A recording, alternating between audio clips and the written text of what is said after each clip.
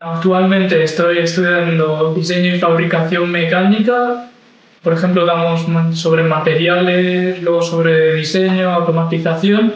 Y en el departamento que me encuentro ahora, pues tienes que saber bastante sobre materiales. Por ejemplo, me han puesto en la máquina de dureza Brinell. Ahí tienes que saber las características del metal, espesor del material, de si viene de fundición, etc.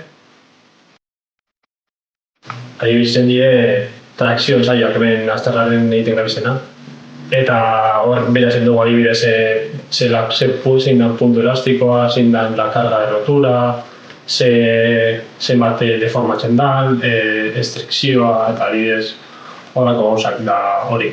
Gero beratzen dugu probetatzen egiten da, eta neurtzen dugu gauzak, da gauzartzen dugu programan, da berak berez egiten dago, bere horrean. Hori, bigarren kurtsoari begira berez dikugu pentsatu daite duala hemen, ikasten dugu bitartean lanean segitzeko.